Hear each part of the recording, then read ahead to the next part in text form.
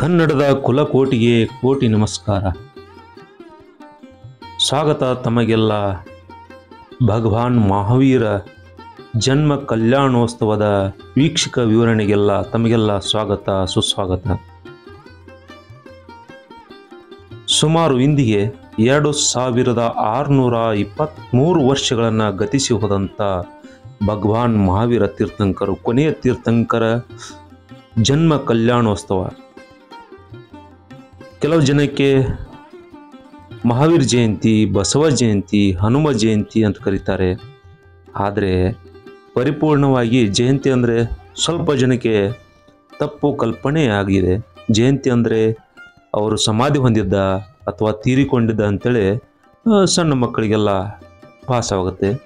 ಆದರೆ ಜಯಂತಿ ಅಂದರೆ ಜನ್ಮ ಕಲ್ಯಾಣ ಮಹಾಮಹೋತ್ಸವ. ಹಲವಾರು ಸಂತರು ಶರಣರೆಲ್ಲ ಜನಿಸುವಾಗ ಜನ್ಮ ಕಲ್ಯಾಣ ಮಹಾಮಹೋತ್ಸವವನ್ನು ಆಚರಣೆ ಆಗುತ್ತೆ.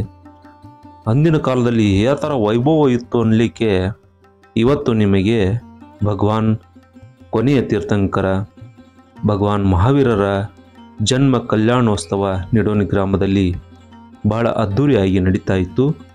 ಅದರ ವೀಕ್ಷಕ ವಿವರಣ ನಿಮಗಾಗಿ ತಂದಿದ್ದೀನಿ. ಏನಪ್ಪ ಇದು ಮಹಾವೀರ ತೀರ್ಥಂಕರ, ಏನು, ಹೇಗೆ ಆದರೂ, ಏನು ವಿಶೇಷತೆ ಅನ್ನೋದು ನೋಡೋಣ ಬನ್ನಿ. ಈಗ ಭಗವಾನ್ ಮಹಾವೀರರ ಒಂದು ಪಲ್ಲಕ್ಕಿ ಉತ್ಸವದ ಮೆರವಣಿಗೆ ನಡೀತಾ ಇದೆ. ಇಡೀ ಗ್ರಾಮವನ್ನು ರಾಜಬೀದಿಯಲ್ಲಿ ಭಗವಾನ್ ಮಹಾವೀರರ ಸಂದೇಶವನ್ನು ಸಾರಲಿಕ್ಕೆ, ಶಾಂತಿಯನ್ನು ಸಾರಲಿಕ್ಕೆ, ಅಹಿಂಸೆ ತತ್ವವನ್ನು ಸಾರಲಿಕ್ಕೆ ಜೈನ ಧರ್ಮದ ಶ್ರಾವಕ ಅಂತ ಕರಿತೀವಿ. ಯಾರು ಜೈನ ಧರ್ಮವನ್ನು ಆರಾಧನೆ ಮಾಡ್ತಾರೆ ಅವರಿಗೆಲ್ಲ ಶ್ರಾವಕರು ಅಂತ ಕರೀತಾರೆ. ಮಹಿಳೆಯರನ್ನು ಶ್ರಾವಿಕಿ ಅಂತ ಕರೀತಾರೆ.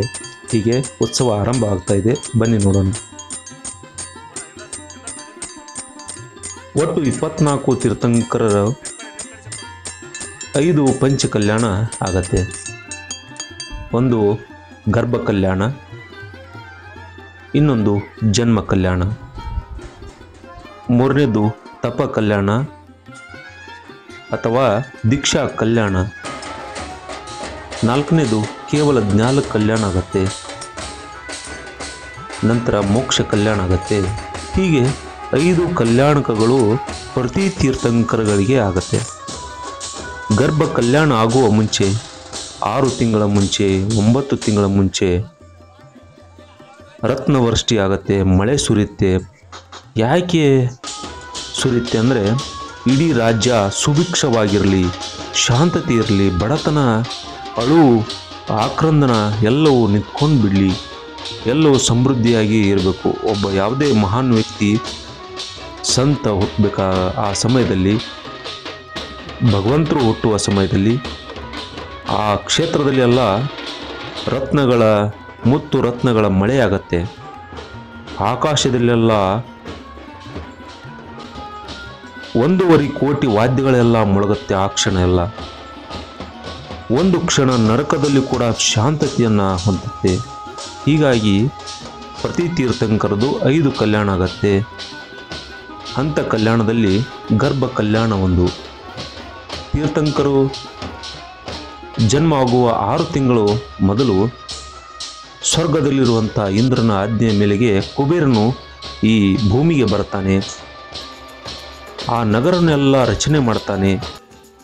ತೀರ್ಥಂಕರಿಗೆ ಯಾವ ಥರ ವೈಭವ ಬೇಕು ಆ ಥರ ಎಲ್ಲ ನಗರವನ್ನೆಲ್ಲ ರಚನೆ ಮಾಡ್ತಾನೆ. ಪ್ರತಿದಿನ ಮುಂಜಾನೆ, ಮಧ್ಯಾಹ್ನ, ರಾತ್ರಿ ಸಮಯದಲ್ಲಿ ರತ್ನವೃಷ್ಟಿಯನ್ನು ಮಾಡ್ತಾನೆ. ತೀರ್ಥಂಕರ ಮಾತೆಯನ್ನು ಸೇವೆ ಮಾಡಲಿಕ್ಕೆ ಸ್ವರ್ಗದಿಂದ ಶ್ರೀ, ಹ್ರೀ, ಧೃತಿ, ಕೀರ್ತಿ, ಬುದ್ಧಿ, ಲಕ್ಷ್ಮಿ ಈ ಕುಮಾರಿ ಎಲ್ಲ ದೇವತೆಗಳೆಲ್ಲ ಬಂದು ಆ ತಾಯಿಯ ಸೇವೆಯನ್ನು ಮಾಡ್ತಾರೆ.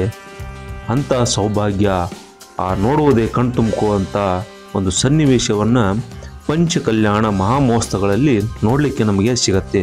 ಅದರ ಪ್ರತೀಕವಾಗಿ ಯಾವ ಥರ ಗರ್ಭ ಸಂಸ್ಕಾರ ಆಗುತ್ತೆ, ಯಾವ ಥರ ಕುಬೇರು ಬಂದು ರತ್ನವೃಷ್ಟಿ ಮಾಡ್ತಾನೆ, ಲೌಕಾಂತಿಕ ದೇವರು ಹೇಗೆ ಬರ್ತಾರೆ ಅನ್ನೋದು ಜೈನ ಧರ್ಮದ ಪಂಚಕಲ್ಯಾಣ ಮಹಾಮಹೋತ್ಸವ ನಡೀತೆ. 5 ದಿನವರೆಗೆ ಯಾವ ಥರ ತೀರ್ಥಂಕರು ಹುಡ್ತಾರೆ, ಯಾವ ಥರ ಜನ್ಮ ತಾಳ್ತಾರೆ, ಯಾವ ಥರ ಅವರ ಜನ್ಮ ಆಗತ್ತೆ, ದೀಕ್ಷೆ ಹೇಗೆ ಕೊಡ್ತಾರೆ, ಮೋಕ್ಷ ಹೇಗೆ ಹೋಗುತ್ತಾರೆ ಅನ್ನೋದು ಪ್ರತಿದಿನ 5 ದಿನವರೆಗೆ ನಿರಂತರವಾಗಿ ವಿಧಿವತ್ತವಾಗಿ ತೋರಿಸುವುದೇ ಪಂಚಕಲ್ಯಾಣ. ಹೀಗಾಗಿ ಎಲ್ಲ ದೇವತೆಯರು ಆ ತ್ರಿಶೂಲಾ ದೇವಿಯ ಸೇವೆಯನ್ನು ಮಾಡ್ತಾರೆ. ಹೀಗಾಗಿ ಗಾಳಿ ಬೀಸುವುದಾಗಲಿ ಎಲ್ಲವನ್ನ ಮಾಡುವಂಥ ಸ್ವಪ್ನ ಬೀಳುವಂಥ ನಡೀತಾ ಇರುತ್ತೆ. ಮುಂದೆ ಬರುವುದೇ ಜನ್ಮ ಕಲ್ಯಾಣ ಆಗತ್ತೆ. ಹೀಗಾಗಿ ವರ್ಧಮಾನ, ಮಹಾವೀರ, ಅತಿವೀರ, ಸನ್ಮತಿ ಅಂತೇಳಿ ಕರೀತಾರೆ. ಮಹಾವೀರ ಜಯಂತಿಯ ಎಲ್ಲರಿಗೂ ಶುಭಾಶಯಗಳು. ನಿಡೋಣಿ ಗ್ರಾಮದಲ್ಲಿ ಮಹಾವೀರ ಜಯಂತಿಯ ನಿಮಿತ್ತವಾಗಿ ಬಿಸಿಲು ಹೆಚ್ಚಾಗಿರುವುದ ಕಾರಣದಿಂದ ಎಲ್ಲ ಜನರಿಗೆ ಮಹಾವೀರ ಜಯಂತಿ ನಿಮಿತ್ತ ಲಸ್ಸಿಯನ್ನು ಕುಡಿಯಲು ಹಂಚಿಕೆ ಮಾಡಲಾಗುತ್ತಿದೆ. ಈ ಸಲ 1500 ಪ್ಯಾಕೆಟನ್ನು ನಮ್ಮ ನಿಡೋಣಿ ಗ್ರಾಮದಲ್ಲಿ ತರಿಸಲಾಗಿದ್ದು, ಜೈನ ಧರ್ಮದ ಎಲ್ಲ ಶ್ರಾವಕರು ಕೂಡಿಕೊಂಡು ಎಲ್ಲ ಊರಲ್ಲಿರ್ತಕ್ಕಂಥ ಜನರಿಗೆ ಲಸ್ಸಿಯನ್ನು ಹಂಚಲು ಪ್ಲ್ಯಾನಿಂಗನ್ನು ಮಾಡಿದ್ದಾರೆ ಈ ಸಲ. ಮತ್ತೇನು ಮಾಡಿದ್ರಿ? ಮತ್ತು ಅದೇ ರೀತಿ ಮಧ್ಯಾಹ್ನ ಊಟದ ವ್ಯವಸ್ಥೆಯನ್ನು ಮಾಡಿದ್ದೇವೆ.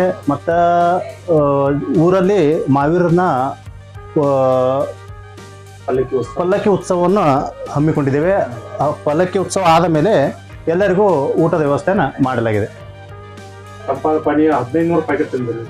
ಅದೇ ರೀತಿ ಮತ್ತು ಎಲ್ಲ ಜನರಿಗೆ ಕುಡಿಯುವ ಸಲುವಾಗಿ ತಂಪಾದ ಲಸ್ಸಿಯನ್ನು ಒಂದು 1500 ಪ್ಯಾಕೆಟನ್ನು ತರಿಸಿ ಎಲ್ಲರಿಗೆ ಹಂಚಿಕೆ ಮಾಡಲಾಗುತ್ತದೆ. ಜನ್ಮ ಕಲ್ಯಾಣ ನಂತರ ಆಸನ ಎಲ್ಲ ಕುಬೇರನ ಆಸ್ಥಾನ ಕಂಪನ ಆಗತ್ತೆ. ತೀರ್ಥಂಕರ ಜನ್ಮವಾಯಿತು ಅಂಥೇಳಿ ಅವರಿಗೆ ಎಲ್ಲವೂ ಅವಧಿ ಜ್ಞಾನ ಮೂಲಕ ತಿಳ್ಕೊತಾರೆ. 7 ಹೆಜ್ಜೆ ಹಿಂದೆ ಹೋಗಿ ಬಾಲಕನಿಗೆ ನಮಸ್ಕಾರ ಮಾಡುವಂಥದ್ದು. ದೇವ ವಿಮಾನ ವಾದ್ಯಗಳೆಲ್ಲ ಆಕಾಶದಲ್ಲಿ ಮೂಡುತ್ತೆ. ಐರಾವತ ಆನೆಗಳು ಮೇಲಿಂದ ಬರುತ್ತವೆ. ಪ್ರದಕ್ಷಿಣೆ ಹಾಕಿ ಆ ಸಚಿದೇವಿ ಅರಮನೆಯಲ್ಲಿ ಹೋಗಿ ಬಾಲಕನ ಎತ್ತಿಕೊಂಡು ಬರುವಂಥ ಸನ್ನಿವೇಶವನ್ನು ಮಾಡ್ತಾರೆ. ಹೀಗಾಗಿ ಮುಂದೆ ಬರುವುದೇ ತಪ ಕಲ್ಯಾಣ, ದೀಕ್ಷಾ ಕಲ್ಯಾಣ ಆಗತ್ತೆ. ಈ ವೈರಾಗ್ಯವನ್ನು ತೋರಿದಂಥ ಭಗವಾನ್ ಮಹಾವೀರರು ದೀಕ್ಷೆಯನ್ನು ತಗೊಳ್ಳೋಕ್ಕೆ ಹೋಗ್ತಾರೆ. ಹೀಗಾಗಿ ಹಲವಾರು ಧರ್ಮಗಳಲ್ಲಿ ಹಲವಾರು ವಿಶೇಷವೇ. ಹೀಗಾಗಿ 1008 ಲಕ್ಷಣಗಳಂತ ಪ್ರತಿ ತೀರ್ಥಂಕರು ಹೊಂದಿರುತ್ತಾರೆ. ಹೀಗಾಗಿ ಅದರ ವರ್ಣನೆಗಳು ಬಹಳಷ್ಟಿದೆ. ಹೀಗಾಗಿ ಸಮಯ ಸಿಕ್ಕಾಗ ಮತ್ತೆ ಹೇಳೋಣ. ಈಗ ಎಲ್ಲ ಉತ್ಸವ ಮೆರವಣಿಗೆ ನಡೀತಾ ಇದೆ.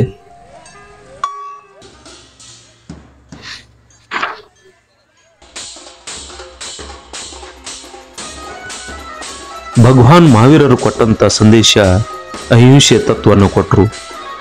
ಯಾಕೆ ಮಹಾವೀರರು ಇಷ್ಟು ಪ್ರಚಾರಕ್ಕೆ ಬಂದ್ರಂದ್ರೆ, ಎಲ್ಲರೂ ಆದಿನಾಥಕ ತೀರ್ಥಂಕರ್ ಹಿಡಿದು ಅಂದ್ರೆ ವೃಷಭನಾಥ, ಅಯೋಧ್ಯೆಯಲ್ಲಿ ಜನಿಸಿದಂಥ ಆದಿನಾಥ ಅಂದ್ರೆ ವೃಷಭನಾಥನ ಹಿಡಿದು ಆದಿನಾಥ, ಅಜಿತನಾಥ, ಸಂಭವನಾಥ, ಅಭಿನಂದನ, ಸುಮತಿನಾಥ, ಪದ್ಮಪ್ರಭ, ಪುಷ್ಪದಂತ, ಶೀತಲನಾಥ, ಶ್ರೇಯಾಶನಾಥ, ವಾಸುಪೂಜ, ವಿಮಲನಾಥ, ಅನಂತನಾಥ, ಧರ್ಮನಾಥ, ಕುಂತುನಾಥ, ಅರನಾಥ, ಮಲ್ಲಿನಾಥ, ಮುನಿಷ್ನಾಥ, ನಮಿನಾಥ, ನೇಮಿನಾಥ, ಪಾರ್ಶ್ವನಾಥ, ಭಗವಾನ್ ಮಹಾವೀರನಾಥ, ವರ್ಧಮಾನ, ಸನ್ಮತಿ.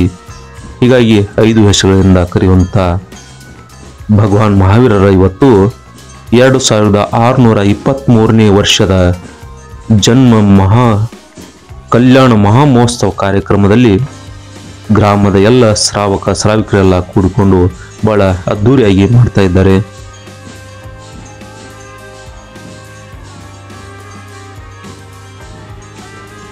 ಭಗವಾನ್ ಮಹಾವೀರರು ಸಾರಿದ್ದು ಅಹಿಂಸೆ, ಸತ್ಯ, ಅಚೌರ್ಯ, ತಾಳ್ಮೆ, ಇವನ್ನೆಲ್ಲ ಪಂಚ ಸೂತ್ರಗಳನ್ನು ಕೊಟ್ಟರು. ಹೀಗಾಗಿ ಪರಿಗ್ರಹವನ್ನು ಕೊಟ್ಟರು. ಏನು ಪರಿಗ್ರಹ? ಅಪರಿಗ್ರಹ ಅಂದರೆ ಏನು? ಅಪರಿಗ್ರಹ ಅಂದರೆ ನಮಗೆ ಎಷ್ಟು ಬೇಕಾಗಿದೆ, ಅವಶ್ಯಕತೆ ಇದೆ, ಅದಕ್ಕಿಂತ ಮುಂದೆ ಹೋಗುವಂತಿಲ್ಲ. ಒಂದು ಸರ್ಕಲನ್ನು ಮಾಡ್ಕೋವಂಥದ್ದು ಅಪರಿಗ್ರಹ. ನನಗಿಷ್ಟೇ ಬೇಕು, ನಾನು ಇಷ್ಟರಲ್ಲೇ ಇರುವೆ ಅಂತೇಳಿ ಮುಂದೆ ಬಹಳಷ್ಟು ಬರುತ್ತೆ. ಅದರ ವಿಸ್ತಾರ ಬಹಳ, ವ್ಯಾಖ್ಯಾನ ಬಹಳ ಇದೆ. ಅಪರಿಗ್ರಹ ಅಂದರೆ ವಾಸ್ತು ಬರುತ್ತೆ. ನಾನು ಇಷ್ಟೇ ನನ್ನ ಪ್ರದೇಶಕ್ಕೆ ನಾನು ಪ್ರಯಾಣ ಮಾಡ್ತೀನಿ, ನಾನು ಈ ಖಂಡ ಬಿಟ್ಟು ನಾನು ಹೋಗಲ್ಲ, ಈ ದೇಶ ಬಿಟ್ಟು ನಾನು ಪ್ರಯಾಣ ಮಾಡಲ್ಲ, ನಾನು ಇಷ್ಟೇ ಆಹಾರ ತಗೋತೀನಿ, ಎಲ್ಲವನ್ನ ತಮ್ಮ ಮನಸ್ಸಿನಲ್ಲಿ ಅದಕ್ಕೆ ಬಂಧನವನ್ನು ಹಾಕುವುದೇ ಅಪರಿಗ್ರಹ ಅಂತ ಕರಿತೀವಿ. ದುರಾಸೆಗೆ ಬೀಳದೆ, ಆಸೆಗೆ ಬೀಳದೆ ಒಂದು ಮನಸ್ಸಿನ ಹತೋಟಿ ಇಡೋದಕ್ಕೆ ನಾವು ಅಪರಿಗ್ರಹ ಅಂತ ಕರಿತೀವಿ. ಹೀಗಾಗಿ ಕೊನೆಯ ತೀರ್ಥಂಕರು ಬಹಳಷ್ಟು ಧರ್ಮ ಜಾಗೃತಿಯನ್ನು ಮಾಡ್ತಾರೆ. ಹೀಗಾಗಿ ಅವರು ಜನ್ಮಿಸಿದಂಥ ಕುಂಡಲ ನಗರಿ ಬಿಹಾರ ಕಡೆ ಎಲ್ಲ ಜನಿಸ್ತಾರೆ. ನಂದ್ಯಾವೃತ ಅರಮನೆಯಲ್ಲಿ ಇವರ ಜನ್ಮ ಆಗತ್ತೆ. ಬಾಲ್ಯದಲ್ಲಿ ಕೂಡ ಸಾಕಷ್ಟು ಪವಾಡಗಳನ್ನು ಮಾಡ್ತಾರೆ, ಅಚ್ಚರಿಗಳನ್ನು ಮೂಡಿಸ್ತಾರೆ. ಮುಂದೆ ತಮ್ಮ ದೀಕ್ಷೆಯನ್ನು ವೈರಾಗ್ಯ ಪಡೆದು ದೀಕ್ಷೆ ಪಡಿತಾರೆ. ಅದರ ಕ್ಷಣ ಕ್ಷಣದ ವರದಿ ನಿಮಗೆ ಹೇಳ್ಕೊಡ್ತೀನಿ.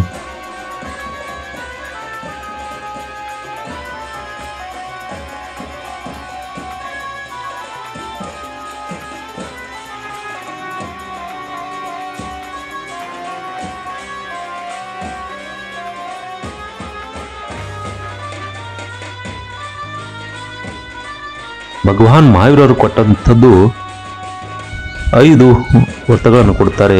ಅಹಿಂಸೆ, ಯಾವುದೇ ಸಂಕಲ್ಪಪೂರ್ವಕವಾಗಿ ಮನುಷ್ಯನಲ್ಲಿ ಅಂದ್ಕೊಳ್ಳದೆ ಕರ್ತಕಾರಿತ ಅನುಮೋದ ಅಂದರೆ ತಾನು ಮಾಡುವುದಿಲ್ಲ. ಹಿಂಸೆಯನ್ನು ಸ್ವತಃ ತಾನು ಮಾಡದೆ, ಕಾರಿತ ಯಾರ ಕಡೆಯಿಂದ ಮಾಡಿಸದೆ, ಅನುಮೋದನೆ ಅಂದರೆ ಪ್ರಚೋದನೆ ಮಾಡದೆ, ಮನವಚ ಕಾಯದಿಂದ ಜೀವಿಗಳಿಗೆ ಘಾತವನ್ನು ಮಾಡದಿರುವುದೇ ಅಹಿಂಸೆ. ತಾನು ಮಾಡುವುದಿಲ್ಲ, ಮತ್ತವರಿಗೆ ಮಾಡಲು ಪ್ರೇರಣೆ ಕೊಡಲ್ಲ, ಸೂಚನೆಯನ್ನು ಕೊಡಲ್ಲ, ಮತ್ತೊಬ್ಬರ ಕಡೆಯಿಂದ ಕೂಡ ಮಾಡಿಸದೇ ಇರುವುದೇ ಅಹಿಂಸೆಯ ಒಂದು ನಿಯಮ. ಸತ್ಯ, ಸ್ಥೂಲ ಅಸತ್ಯವನ್ನು ಮಾತನಾಡದಿರುವುದು, ಬೇರೆಯವರಿಗೆ ಮಾತನಾಡುವಂತೆ ಹೇಳದಿರುವುದು. ಯಾವ ಸತ್ಯ ಮಾತಿನಿಂದ ಯಾವುದೇ ಜೀವಿಯ ಘಾತವಾಗುವಂತೆಯೂ ಸತ್ಯವನ್ನು ಮಾತನಾಡದಿರುವುದು. ಸತ್ಯ ಮಾತಾಡಿದರೆ ಯಾವ ಜೀವಿಗೂ ಕೂಡ ಹಿಂಸೆ ಆಗಬಾರದಂತೂ ಅದೇ ಸತ್ಯ. ಒಂದು 2ನೆಯ ವಾಕ್ಯವನ್ನು ಕೊಡ್ತಾರೆ. ಅಚೌರ್ಯ, ಬೇರೆಯವರ ಒಡೆತನದ ವಸ್ತುಗಳನ್ನು ಅವರ ಅನುಮತಿ ಇಲ್ಲದೆ ತೆಗೆದುಕೊಳ್ಳಬಾರದು. ಮರೆತು ಹೋಗಿದ್ದರೆ, ಕೋಡು ತೆಗೆದುಕೊಳ್ಳುವಾಗ, ಎಣಿಕೆ ಮಾಡುವಾಗ ಮರೆತು ಹೋಗಿದ್ದರೆ ಅಂತ ಪರದ ಧನವನ್ನು ತೆಗೆದುಕೊಳ್ಳಬಾರದು, ಬೇರೆ ಯಾರಿಗೂ ಕೂಡ ಕೊಡಬಾರದು. ಇದುವೇ ಅಚೌರ್ಯ ಅಂದರೆ ಕಳ್ಳತನ ಅಂತ ಕರಿತೀವಿ. ಬ್ರಹ್ಮಚರ್ಯ, ಪಾಪದ ಭಯದಿಂದ ಪರಸ್ತ್ರೀಯರ ಕಡೆಗೆ ಹೋಗದಿರುವುದು, ಬೇರೆಯವರಿಗೆ ಪ್ರೇರಣೆ ಮಾಡದಿರುವುದು, ಕಾಮವಾಸನೆ ಚೆಂದ ಪರಸ್ತ್ರೀಯೊಂದಿಗೆ ಮಾತನಾಡುವುದು, ನೋಡುವುದು, ಸ್ಪರ್ಶ ಮಾಡುವುದು, ಇವುಗಳಿಂದ ದೂರ ಇರುವುದೇ ಬ್ರಹ್ಮಚರ್ಯ. ಪರಿಗ್ರಹ, ಪರಿಮಾಣ, ತಮ್ಮ ಸಂತೋಷದಂತೆ ಧನ ಧಾನ್ಯ, ಮನೆ, ಹೊಲ, ಹಾಲುಗಳು, ಸಾಕು ಪ್ರಾಣಿಗಳು ಮೊದಲಾದ ಪರಿಗ್ರಹದ ಪರಿಮಾಣ, ಅದಕ್ಕಿಂತ ಹೆಚ್ಚು ಪದಾರ್ಥಗಳ ವಿಷಯನ್ನ ಇರಿಸಬಾರದು. ಒಂದು ವೇಳೆ ಏನಾದರೂ ಹೊರಗಿಂದ ಬರ್ತಾ ಇದ್ದರೆ ಅದನ್ನು ದಾನ ರೂಪದಲ್ಲಿ ಕೊಟ್ಟು ನಮ್ಮ ಪರಿಧಿ ಒಳಗಿರುವುದೇ ಪರಿಗ್ರಹ ಪರಿಮಾಣ. ಮುಂದೆ ಯಾವ ಥರ ಮಾಡ್ತಾರೆ? ದಿಗ್ವ್ರತ ಅಂತ ಕರಿತೀವಿ. 10 ದಿಕ್ಕುಗಳ ಪ್ರಮಾಣ ಮಾಡಿ ನಾನು ಇಂತಿಷ್ಟು ಜಾಗದಲ್ಲಿ ನಾನು ನಿಲ್ತೀನಿ, ಮುಂದೆ ನಾನು ಪ್ರಯಾಣ ಮಾಡಲ್ಲ.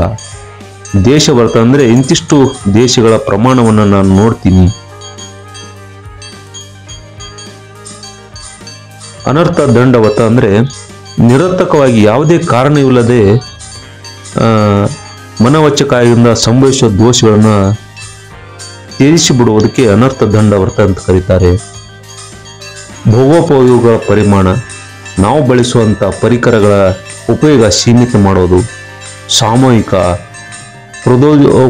ಉಪವಾಸ, ಅತಿಥಿ ಸಂವಿಭಾಗ, ಹೀಗಾಗಿ ಬಹಳಷ್ಟು ಅನುವರ್ತ, ಪಂಚಾಣುವರ್ತ ಅಂತ ಬರುತ್ತೆ, ಮಹಾ ಅಣುವರ್ತ ಅಂತ ಬರುತ್ತೆ.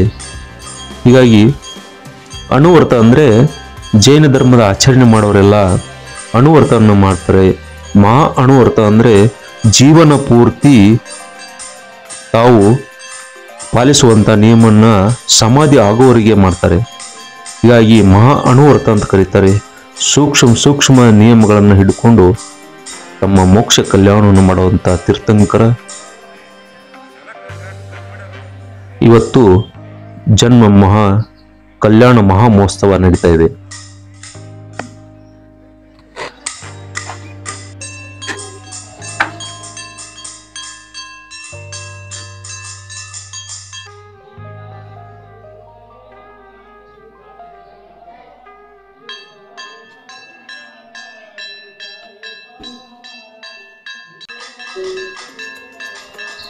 ಪರಿಹಸಗಳು ಏನಿದು? ಪರಿಹಸಗಳಂದ್ರೆ ಒಬ್ಬ ಮುನಿ ಆಗ್ಲಿಕ್ಕೆ ಅಥವಾ ತೀರ್ಥಂಕರ ಆಗ್ಬೇಕಾದ್ರೆ ಏನೆಲ್ಲ ಸಹಿಸಬೇಕಾಗತ್ತೆ, ಒಬ್ಬ ಜೈನ ಮುನಿಗೆ ಏನೇನು ಅವರಿಗೆ ಇರತ್ತೆ ಅನ್ನೋದು ಹೇಳ್ತೀನಿ. ಕ್ಷುಧಾ ಪರಿಹಸ, ಹಸಿವನ್ನ ಸಹಿಸಿಕೊಳ್ಳುವಂಥದ್ದು ಮಾನಸಿಕವಾಗಿ ತಯಾರಾಗಿರ್ತಾರೆ. ತೃಷಾ ಪರಿಹಸಗಳಂದ್ರೆ ಬಾಯಾರಿಕೆ, ನೀರಡಿಕೆ, ದುಃಖವನ್ನು ಸಹಿಸಿಕೊಳ್ಳುವಂಥದ್ದು. ಶೀತ ಪರಿಹಸ, ಚಳಿಯ ದುಃಖವನ್ನು ಸಹಿಸಿಕೊಳ್ಳುವುದು. ಉಷ್ಣ ಪರಿಹಸ ಅಂದರೆ ಉಷ್ಣತೆಯನ್ನು, ಬೇಸಿಗೆಯನ್ನು ತಡೆದುಕೊಳ್ಳುವಂಥದ್ದು. ದಂಶಮಶಕ ಅಂದರೆ ಸೊಳ್ಳೆ, ಚೇಳು, ಕೀಟಗಳ ಕಚ್ಚಿದಾಗ ಆಗುವ ದುಃಖವನ್ನು ಸಹಿಸಿಕೊಳ್ಳೋದು. ನಗ್ನತಾ ಪರಿಹಸ, ನಗ್ನರಾಗಿದ್ದರೂ ಸಹ ಗ್ಲಾನಿ, ನಾಚಿಕೆ, ವಿಕಾರಗಳನ್ನು ಉತ್ಪನ್ನ ಆಗದಂತೆ ಮಾನಸಿಕವಾಗಿ ಸಿದ್ಧತೆಯಾಗುವುದು. ಆರತಿ ಪರಿಹಸ, ಅನಿಷ್ಟ ವಸ್ತುವಿನ ವಿಷಯವಾಗಿ ದ್ವೇಷವನ್ನು ಮಾಡದೇ ಇರುವುದು. ಸ್ತ್ರೀಯ ಪರಿಹಸ, ಬ್ರಹ್ಮಚರ್ಯ ಭಂಗವಾಗದಂತೆ ನಿರಂತರವಾಗಿ ಇರುವುದು. ಚರ್ಯಾ ಪರಿಹಸ, ನಡೆಯುತ್ತಿರುವಾಗ ಕಾಲಿನ ಕೆಳಗೆ ಹರಳು ಮುಳ್ಳು ಚುಚ್ಚಿದಾಗ ಅದರಿಂದ ಉಂಟಾಗುವ ದುಃಖವನ್ನು ಸಹಿಸುವುದು. ನಿಷಿದ್ಧ ಆಸನ, ಸಂಕಲ್ಪಿತ ಆಸನದ ಮೇಲೆ ಕುಳಿತುಕೊಂಡಿರುವಾಗ ಉಪಸರ್ಗ ಬಂದರೂ ಕೂಡ, ಎಂಥ ಕಷ್ಟ ಬಂದರೂ ಕೂಡ ವಿಚಿತ್ರ ಆಗದೆ ಆಸನದಲ್ಲಿ ಕೂತ್ಕೋವುದು. ಶಯ್ಯಾ ಪರಿಹಸ, ಭೂಮಿ ಮೇಲೆ ಮಲಗಿದಾಗ ಆಗುವ ದುಃಖವನ್ನು ಸಹಿಸಿಕೊಳ್ಳೋದು. ಆಕ್ರೋಶವನ್ನು ತಡೆಗಟ್ಟುವುದು. ಯಾರಾದರೂ ನಿಂದೆಗಳನ್ನು, ಕ್ರೋಧವನ್ನು ವ್ಯಕ್ತಪಡಿಸಿದರೆ ಯಥಾಸ್ಥಿತವಾಗಿ ಶಾಂತತೆಯಿಂದ ಇರುವುದು. ವದ ಪರಿಹಸ, ಯಾರೇ ಆಗಲಿ ಹೊಡೆದರೂ ಕೂಡ ಕ್ಲೇಶ ಮಾಡದೇ ಇರುವುದು. ಯಾಚನಾ ಪರಿಹಸ, ಹಸಿವು ಆದಾಗ, ರೋಗವು ಆದಾಗ ಯಾರಿಗೂ ಯಾವುದೇ ವಸ್ತುವನ್ನು ಬೇಡದೇ ಇರುವುದು. ಆಲಾಪ ಪರಿಹಸ, ಭೋಜನವು ದೊರೆಯದಿದ್ದರೂ ಕೂಡ ಕ್ಲೇಶವಾಗಿ ಪ್ರಶಾಂತವಾಗಿ ಇರುವುದು. ರೋಗ ಪರಿಹಸ, ಕಾಯಿಲೆಯಾದರೂ ಕೂಡ ದುಃಖ ಮಾಡದಿರುವುದು. ತೃಣ ಸ್ಪರ್ಶ, ಶರೀರದಲ್ಲಿನ ತೃಣ, ಮುಳ್ಳು, ಸೂಜಿ ಚುಚ್ಚಿದರೂ ನಿಶ್ಚಲವಾಗಿರುವುದು. ಮಲ ಪರಿಹಸ, ಶರೀರಕ್ಕೆ ಬೆವರು ಬಂದರೂ ಕೂಡ, ಧೂಳಿನಿಂದ ಕುಡಿದರೂ ಕೂಡ ಕ್ಲೇಶ ಮಾಡದೆ ಇರುವುದು. ಸತ್ಕಾರ ಪುರಸ್ಕಾರ ಪರಿಹಸ, ಯಾವುದೇ ಸತ್ಕಾರ, ಪುರಸ್ಕಾರ, ನಮಸ್ಕಾರಗಳು, ವಿನಯ ಮುಂತಾದವು ಮಾಡದೇ ಇದ್ದಾಗ ಸುಖ ದುಃಖ ಮಾಡದೇ ಇರುವುದು. ಪ್ರಜ್ಞಾ ಪರಿಹಸ, ವಿದ್ವಾನನಾದರೂ ಮಾನವನ್ನು ಮಾಡದೇ ಇರುವುದು. ಅಜ್ಞಾನ ಪರಿಹಸ, ಜ್ಞಾನದ ಪ್ರಾಪ್ತಿಗಾಗಿ ಅನೇಕ ಪ್ರಯತ್ನ ತಪಗಳನ್ನು ಮಾಡಿದಾಗಲೂ ಜ್ಞಾನದ ಪ್ರಾಪ್ತಿಯಾಗದರೂ ಕೂಡ ದುಃಖ ಮಾಡದೆ ಪ್ರಶಾಂತವಾಗಿರುವುದು. ಈಗ ಭಗವಾನ್ ಮಹಾವೀರರ ಜನ್ಮ ಕಲ್ಯಾಣ ಮಹಾಮಹೋತ್ಸವದ ಕ್ಷಣಗಣನೆ ಆರಂಭವಾಗಿದೆ. ಶ್ರಾವಿಕರೆಲ್ಲ ಕೂಡಿ ತೊಟ್ಟಿಲ ಪೂಜೆಯನ್ನ ನಡೆಸ್ತಾ ಇದ್ದಾರೆ. ವಿಧಿವತ್ತವಾಗಿ ಮಂತ್ರಘೋಷಗಳೊಂದಿಗೆ ತೊಟ್ಟಿಲ ಪೂಜೆ ನಂತರ ಸೋದರ ಅತ್ತಿಗೆಯರು, ತೀರ್ಥಂಕರ ತಾಯಿ, ಹೀಗೆ ಎಲ್ಲ ಬಳಗ ಕೂಡಿ ಮಾಡುವಂಥ ಕಾರ್ಯಕ್ರಮ.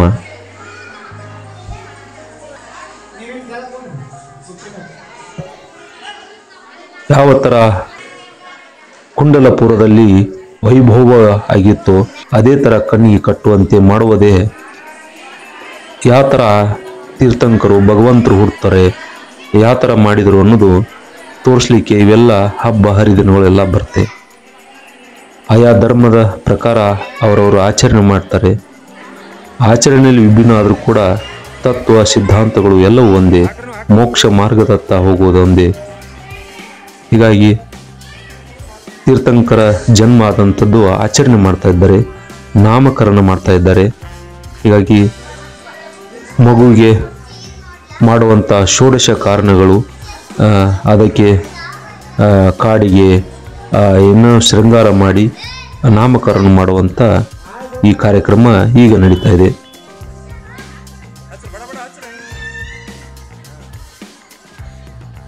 ಹಾಗೆ ಇನ್ನಷ್ಟು ಧಾರ್ಮಿಕ ವಿಧಿವಿಧಾನಗಳು, ಜಾತ್ರೆ ಉತ್ಸವಗಳು, ಪ್ರವಚನಗಳು, ಇನ್ನೂ ಸಾಕಷ್ಟು ಮಾಹಿತಿಗಳು ಮುಂದೆ ಬರಲಿವೆ. ದಯವಿಟ್ಟು ಯಾರೆಲ್ಲ ಸಬ್ಸ್ಕ್ರೈಬ್ ಮಾಡಿಲ್ಲ ದಯವಿಟ್ಟು ಸಬ್ಸ್ಕ್ರೈಬ್ ಮಾಡಿ. ಇಷ್ಟ ಆದರೆ ಒಂದು ನಿಮ್ಮ ಸಣ್ಣ ಕಮೆಂಟ್ ಮಾಡಿ. ಏನಾದರೂ ಮಾಹಿತಿ ಅಥವಾ ವಿಡಿಯೋದಲ್ಲಿ ಏನಾದರೂ ಇದ್ದರೆ ದಯವಿಟ್ಟು ಸಲಹೆ ಸೂಚನೆಗಳನ್ನು ಕೊಡ್ತಾ ಇರಿ. ಮತ್ತೊಂದು ವಿಷಯದೊಂದಿಗೆ ಮತ್ತೆ ನಾವು ಸಿಗೋಣ.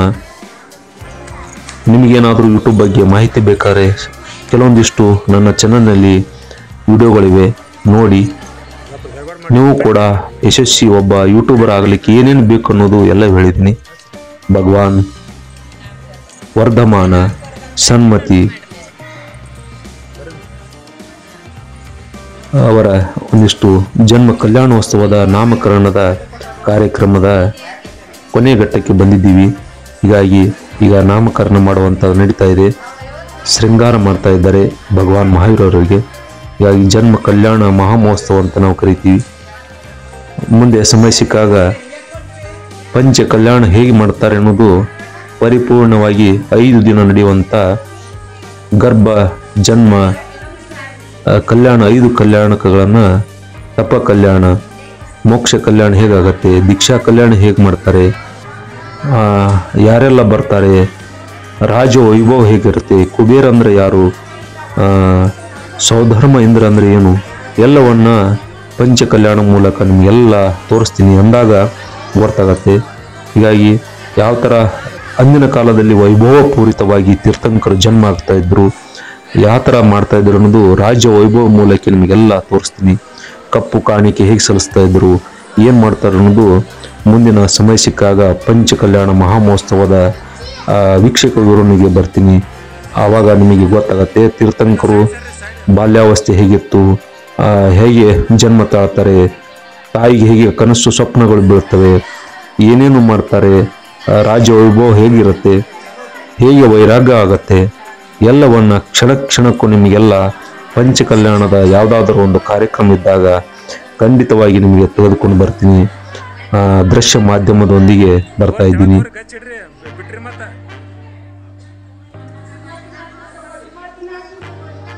ಈಗ 24 ತೀರ್ಥಂಕರ ಹೆಸರುಗಳನ್ನು ಒಂದಿಷ್ಟು ಇದು ಮಾಡಿ ಭಗವಾನ್ ಮಹಾವೀರರ, ವರ್ಧಮಾನರ ನಾಮಕರಣ ನಡೀತಾ ಇದೆ.